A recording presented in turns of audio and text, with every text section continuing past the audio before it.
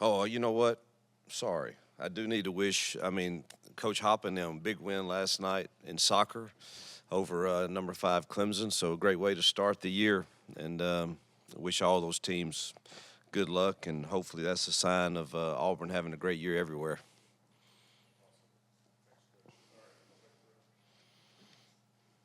You told us last week that your team had a lot of physicality, a lot of effort, but then there were times where there maybe was a little too much of that effort and physicality, and kind of worried about guys, possibly getting injured and things like that. Have you seen that get more under control in the last week and still seeing the effort that you want? Yeah, I thought, we showed a lot of clips of how not to practice when we're not going live and how to practice. So we've had some good examples of both, and I think this week's been much cleaner. Not perfect, but cleaner. And we went in the stadium Tuesday night and got after it pretty good, and had some tackling periods and some thud periods, and I thought they handled that fairly well in this week. Yesterday was probably, we had one that I thought was not clean enough, which that's down considerably. So I think they're learning how to practice. Now the fear you have is, can we tackle when it gets real? Because you just don't do enough of it, and we'll find out soon. But we'll go a few more live periods tomorrow, and then that's probably about it. But yeah, they've done much better.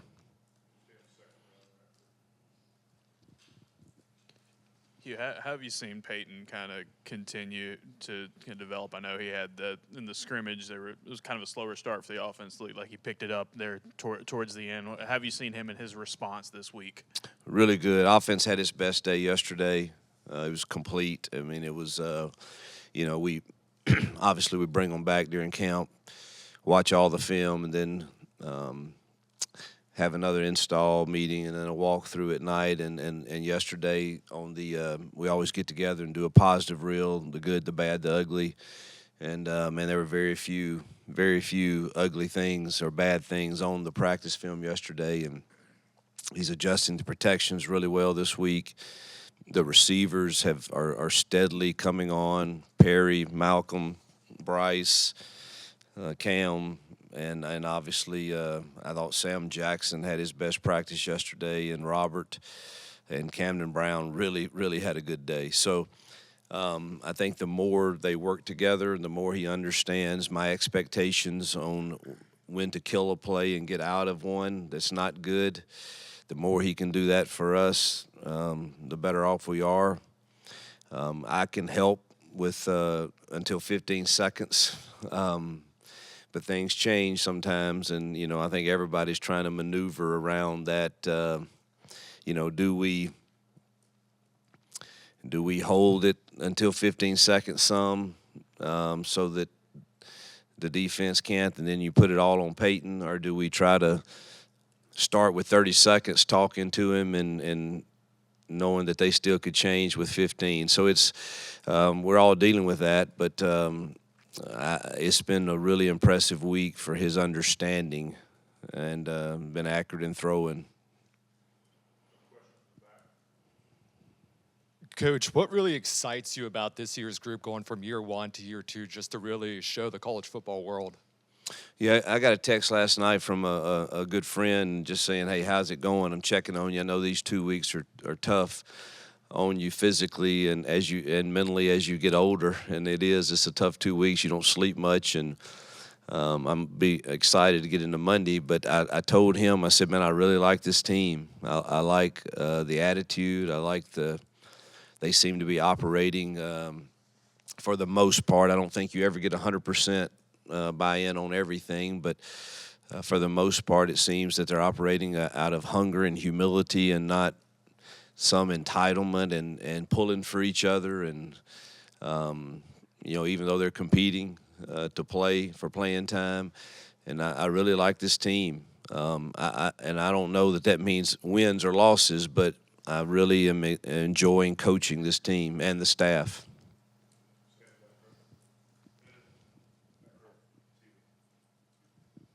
Hi, Coach. Just curious on your thoughts on the offensive line and how they've been progressing throughout camp, but also how are they making that connection and chemistry with the quarterback room this year? Yeah, the O-line probably is one of the tighter groups we have.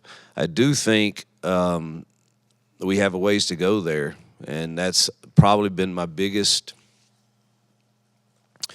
worry about the offense right now, believe it or not. I think our receivers are going to come on and be fine.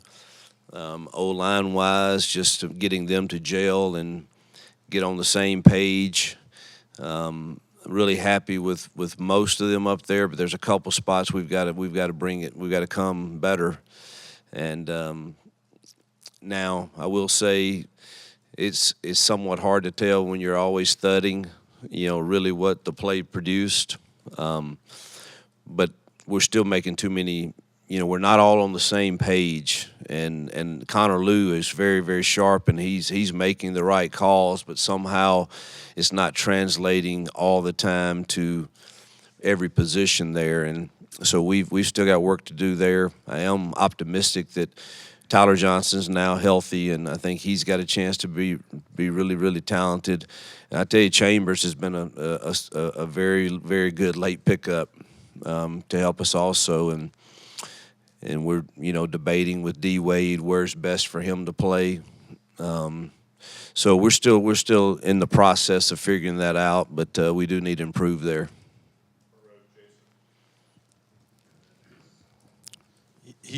It looked like Saturday, obviously, we got a glimpse of it, but the defense was pretty advanced. They're showing you a lot of different looks. How pleased have you been with how much they've already done and put in this early? Yeah, when I interviewed DJ, the thing that I was most impressed with was he kind of coaches defense like I believe offense should be taught, and where you can give a lot of different looks, but the communication system makes it pretty simple, and I was really, really impressed with that, and he can give you a lot of looks, and it makes it complicated for the O-line, for the quarterback, and but I do think it comes back to the fact that his system is just one that I was really impressed with, where people think we do a lot on offense. I don't think our kids feel that way, but we can make it look that way.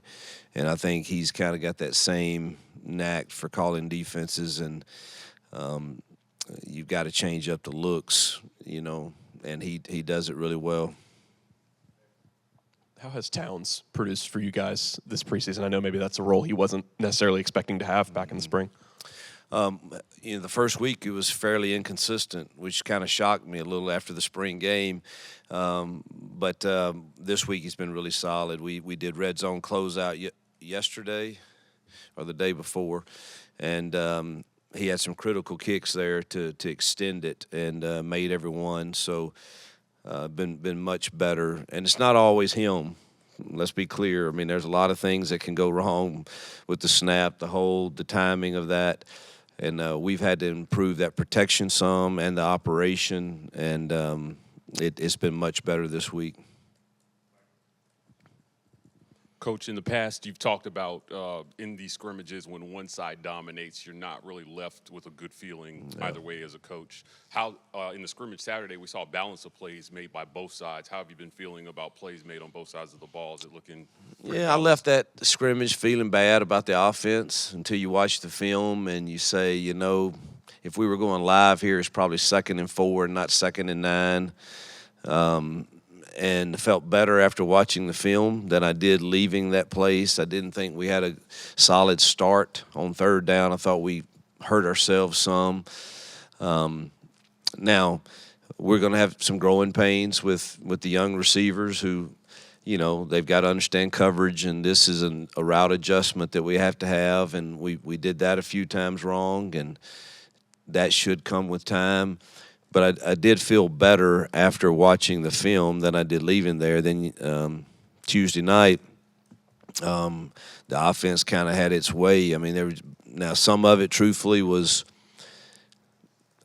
some one-on-one plays by the receivers that just were like, wow, and I don't know that you can depend upon that the whole time.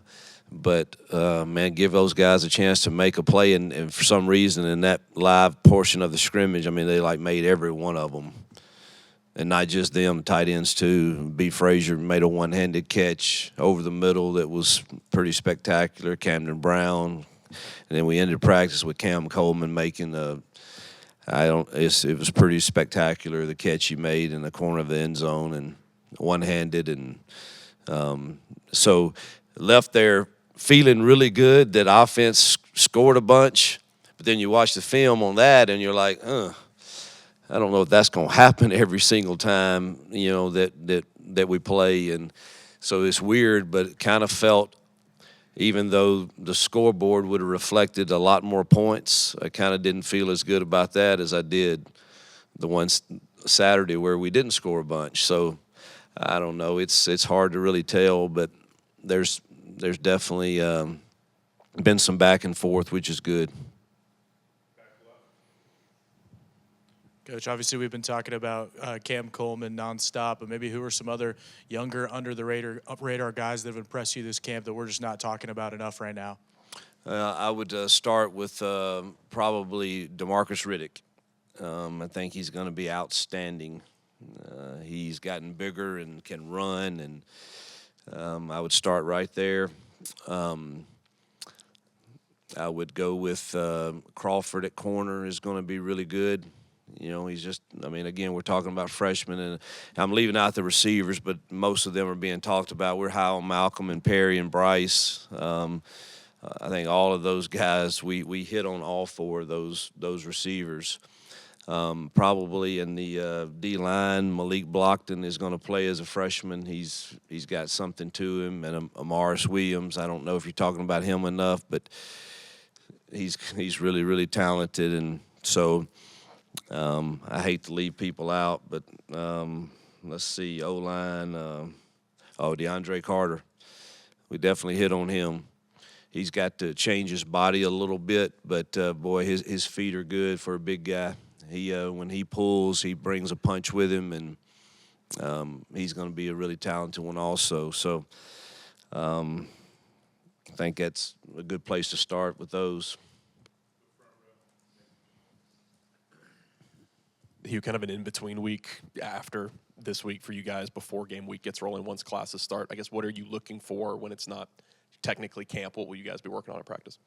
Yeah, well, number one, getting into the normal routine of what a week is like for us. Mondays and Wednesdays and Tuesdays are pretty good work days, and you got to lift 2 of those days and go through classes and tutoring and then practice. And we're going to do a normal game week, and then that Saturday we'll do a mock game at. Tuesday night we did the whole mock for a 6:30 kick, which is 2 of our first 3, I believe. And then the second one is 2:30, I think. So that mock game will be at 2:30, and we'll go through the whole pregame meal. And so they've experienced what it feels like for games 1 through 3 kick times. And then it'll be a normal week. We'll go over a lot of more. We'll complete our situational stuff today. We're going 4-minute offense and another 2-minute drill, and then last plays from the 45, the 30, the 24, the 14, the 8, the 4. But and I think that completes every situation, but we'll start hitting some of those again next week and just continue to have a normal practice week. Maybe look at game 2 and have a period each day for that. And then the next week, obviously, will be totally focused on game 1. Hugh, your cornerbacks behind Keontae and Kayan. What have you seen from them in camp? I know it's a position group that doesn't have a ton of experience, but y'all have a lot of younger guys back there. Yeah. Inconsistent, but hopeful. Kite, Crawford, JC, Hart. Those are all young kids. And Amon, again, Lanus, those 4 we need. We're going to have those guys play some. And JC's probably been the most consistent of them. Kite is very talented but inconsistent, and we've got to find some consistency there for them. And then you got, obviously the two true freshmen that, Crawford's been impressive at times, but we're going to need, we need at least 5 of those guys to be ready to play, and but we have been inconsistent. Hey, you've been through a lot of fall camps throughout your career. Is there anything this particular season that maybe a unique challenge or unique challenges that you've seen in this short amount of time of fall practice before you get into the start of the season? It seems that, I don't know why, but it seems like the decision of how physical demanding you are on the team is harder to decipher. I don't know why that is, but I don't remember feeling that way. I guess you're looking at the potential of hopefully playing more games at the end of the season, and I don't know. That seems, everything else is pretty common. I'm not a big. I told the staff this morning. I said, guys, am I I don't know. Should I let our kids go swimming or go to the movie, or we can't go to Disney World, or I don't know. And I see others doing that, and I've just never been that way. Maybe I'm just old school. I thought we were in camp, and I started to let them go today and not bring them back tonight and clean up the film and do the other walkthrough. And that was when I woke up this morning. And then by the time I got to the office, I said, that would be stupid. We need to work. And so I don't know. I don't know why I'm all of a sudden questioning all that, but I don't know. We're in camp.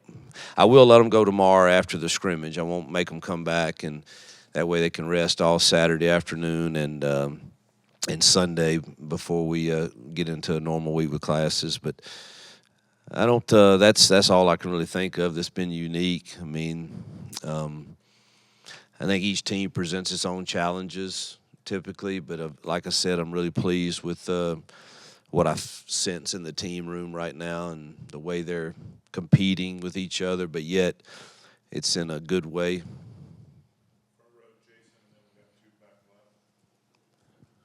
You seen any separation from the guys behind Peyton, and when would you like to, I know because reps are always important, when would you like to kind of narrow things down to focus on the second guy? Yeah, I haven't told the quarterbacks yet, so I won't say, but I kind of know in my mind where we're headed next week. But I'd rather tell them before I say it, and I was going to get through tomorrow, but I kind of feel like I know where we're headed with the reps. And I'll let you guys know next week for sure, but I'd like to tell them first. But I do think we're all on the same page, Nick, Si, and Kent, on kind of who is going to get the majority of the second reps. How important is that to get that second guy? Big, because the both all three of the others, they need more reps to get the protections right. There's still some of that. Peyton's getting most of them right, but the backup sometimes knows what he wants to do, but he's not processing. Man, I better get this protection OP'd. I better get it. It needs to go the other way, or so I think they need those reps, and you've got to settle in on who's getting the majority of those. Hey, Coach, we've talked a lot about the freshman receivers, but what has it meant for them to have an experienced guy in Keandre Lambert-Smith that's also coming in but has played Power 4 football before? Yeah, I think he and Robert Lewis both have set a really nice tone of leadership in that room, and accountability, and showing how to celebrate for the other guys when they do well. And there's nothing in this world, in sport for sure, there's nothing in this world like competition. It will bring out either the best in you, or I've seen it go some go the other way, and it is what it is when that happens. Those are the ones you can't really depend upon. But that competition in that room right now is elevating. Everyone has responded the right way, whether it's Camden Brown, Keandre, or he's been out for a while now with his ankle, but he's looking good right now. But it is it's bringing out the best in those guys, and I love to see that. And they celebrate when it happens with the other. So I think we're creating some really nice depth there, and Caleb Burton is pushed him. So I think we're all improving there, and they're celebrating. But if DeAndre and Robert don't respond that way, it probably affects that room. So I think their leadership has been really good. Coach, you mentioned the value of QB reps. Peyton's been able to take most of the QB1 reps this offseason. How has that helped him develop? Yeah, it was. I mean, we're totally different than last year, and from the spring till now, his understanding of kind of what the expectations are from him have grown leaps and bounds, and he does some things out there right now that I'm really proud of. That doesn't mean he always executes it exactly right, but he's thinking the right way. And I think that only comes with reps and meetings that we have to understand I really want you to get out of this play if this happens. I mean, we can sit in that room and write a whole board of if-then statements, and we do, truthfully. So that's a lot on that guy for me, because I don't like looking at a film after the game and saying this play had zero chance against the defense that was called. That's a bad feeling. And I just believe in coaching that position to where we are in the right thing. And I know that's maybe a lot on them, but that's why you have to have those meetings and reps and show them the things that could go bad.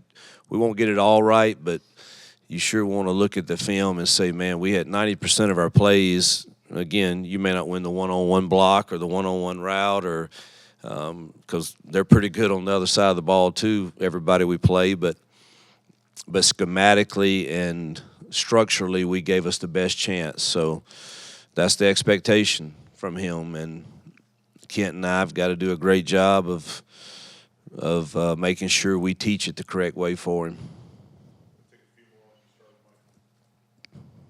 Coach, we've talked a couple times this spring about what you guys project as far as 12 personnel, 11 personnel, with Malcolm and Bryce and Perry making so many plays, not only in the scrimmage but in fall camp. Does that leave you with a feeling that you might want to expand those personnel packages to get those guys on the field early this season?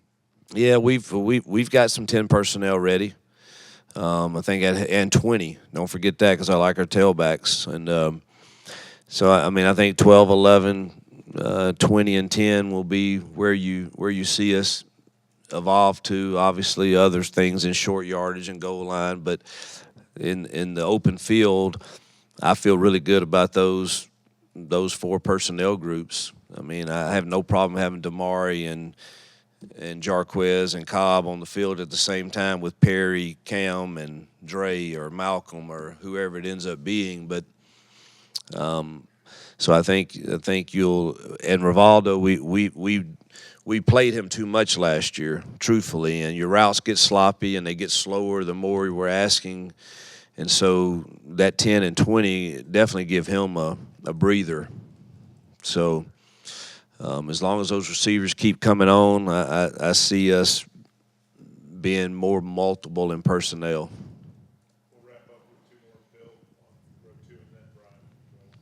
You mentioned last week Jeremiah as one of your as a kick returner. Are you pretty set on your kick and punt returns? Yeah, I think Jeremiah and Malcolm and Jarquez will kind of rotate the kickoffs, punts.